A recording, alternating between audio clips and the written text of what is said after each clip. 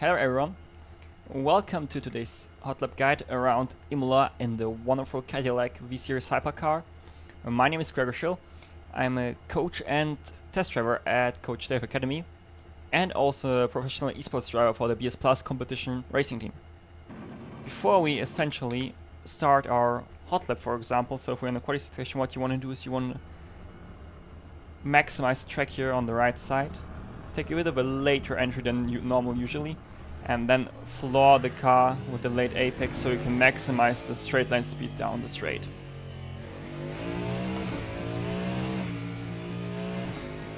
And it's crucial that while we're now essentially heading for turn 1, we already think about the braking point. So in this case, because we still have like a bit of cornering here, we want to position the car.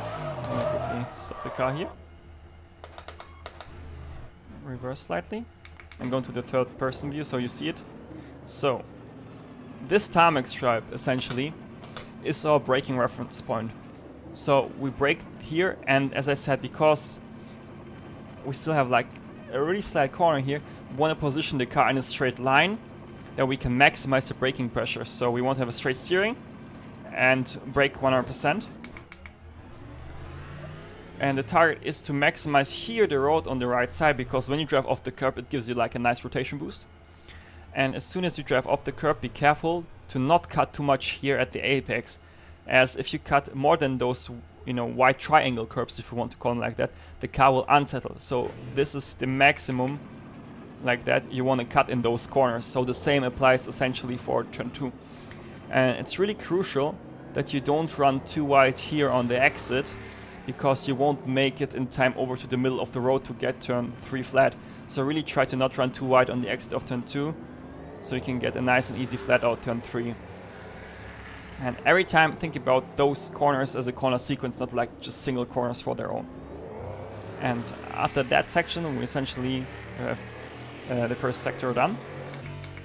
And now a really quick chicane. And what we try to do here is we try to aim for the second Goodyear sign here on the right side. That's our braking point. And it's crucial that you carry here a lot of speed into the corner. So you cut here again as much as in turn 1. And you still carry a lot of speed. You use the brake here to get the car rotated. And then at the apex here, that's why you want to go into the power. And maximize the track till the gravel on the exit. And the crucial part here is really that you carry the high speed into the corner, because otherwise you'll lose a lot of time if you slow the car too much down and go back onto the throttle again.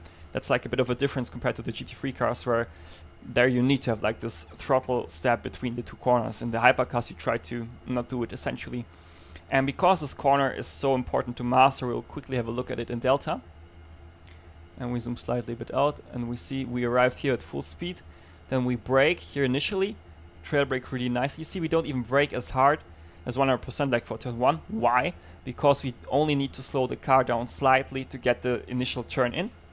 Then the first stage of the braking phase for this chicane is completed. And then as soon as we basically are just slightly past the apex, we start to brake again and trail brake into the apex so we can go onto the power here really aggressively and run wide. If we essentially go here back into the driving tab and scroll down, you see really well the 2-stage braking zone. And as you see, trail braking is really crucial, so we try to trail really slowly off the brake to help the car rotate around the corner. Now a bit of a more simple approach for the next corner, which is a hairpin. You aim at the 50-meter marker, so if I just quickly reverse here, you'll see it on the right side. So at just about at the end of your windshield, so to say, that's where you start to brake. And really important in a straight line initially, otherwise you will lock up. And then a really late apex. And as soon as you can go into the power, try to open up the steering so you don't get a slide on the exit, maximize the track. Now we can catch a small brake. And now a quick left-hander, which is really also a deal break corner, if you want to call it like that, because if you have a really good sector at this stage and a good hairpin, you sometimes tend to basically take it a bit more safe in this corner, and that's can that can be a big penalty, because you can lose so much time if you basically drive too slow through this corner. So you again aim at the 50-meter marker, that's your reference point, you brake, and again carry a lot of speed into the corner. So you just go slightly after the apex, like 1 meter or so onto the power. And this will be always quicker than being on the power before the apex. Maximize the track again on the exit.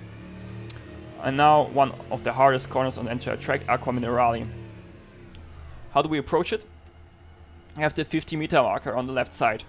And as you know, those cars have no ABS, so it's fundamental that we don't brake hard when we steer. So when we reach the 50-meter marker and you start your turning point, you press slightly the brake to get the, like some front bite to get the car into the inside of the corner. And then you always trade basically, you know, steering with braking. So you try to run as wide as you can and then only brake harder when your steering wheel is straight, otherwise you will lock up. And you fight always like a small amount of oversteer here, because you have always this front bite from the brake. So it's important that you are really, you know, cautious with your braking pedal. And then last but not least, it's important that you trail till the apex to get really the car around the corner, as you are already at that point pretty slow. Open the steering as early as you can to maximize the track here. Just be careful here on the gravel. It can slow you down and give you a track cut. And after that hard corner, we have again the second hardest section in my opinion, the chicane, where you want to brake here as soon as the curb starts. You can maximize the curb also here on the left side to open up the corner more. Then as you brake into the corner and trail, it's important that over the first curb you start to open up your steering like that, so the car doesn't bounce into, you know, a different direction where you want to go, and then you can attack the second part much easier. Be careful with the track limits here, and also make sure to use all the track on the exit. As this is basically the most difficult section on the entire track, let's quickly have a look again in Delta to help you to understand how you should basically approach the section. We see here, we approach, basically that's the quick left-hander where we come from, and now Aqua Minerale, you see here, really soft and gradual braking point, then just about, we recognize that we have just about enough rotation, so we basically get out of the brake and we start to turn in again a bit more. You also see it there at the blue steering wheel on the left side. And then as we start to apply the brake, you see our steering wheel opens up, so we can really maximize the braking in a straight line. And you see even there still we can't brake fully, because otherwise we would lock up. And as you see here, we brake almost till the apex, and then the steering wheel can already go straight. We get even a slight amount of oversteer, but we can definitely get a good run out of the corner. Now for the chicane, as you see, we brake just where the curb starts, and you see how we maximize even the track, how we go to the left part of the curb, and then as you see here, turn in, and then here really well how we open the steering wheel quickly when we drive over the curb, and then we drive and apply the power basically at the left-hander apex and open the steering, so we can essentially get the best exit, as you know, out of the corner. Last but not least, the double left-handers. And personally, I know from my experience, oftentimes when you've done an incredible first sector, a good second one, and you approach now the final two corners, you always think, should you risk it or not? Or take it a bit more cautious. And I can tell you, from my personal experience, I would recommend you to just not think about it at all and just take your normal braking point. Don't try to gain like tenths or so if you mess up the other parts of the track, because this will never work. But also don't try to basically take it too cautious, because if you overslow the corner you will lose tenths. So definitely be careful here. How do we approach it? We use the 100-meter board. If I reverse here quickly, you'll see what I mean. As a reference point, we brake just before it, like 120 meters. You can even take the DHL board if you want here. And then, crucially, some cars allow you to brake onto this Italian curb, as I like to call it, because it gives you like a nice rotation boost when you drive off the curb. So use it, maximize here the curb on the apex, on the power, run wide, and now really important, basically the end of the curb indicates you where you have to turn in.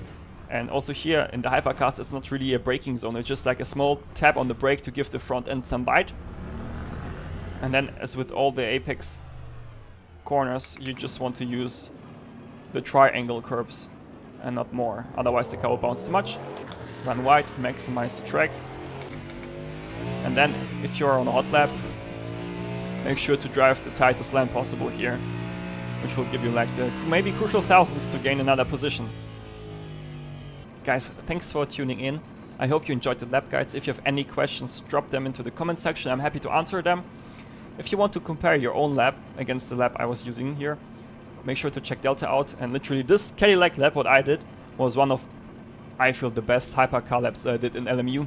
And if you want to see how a quick hot lap looks around here, make sure to watch the video until the end. Other than that, thanks again for tuning in and see you in the next lap guide. Bye bye.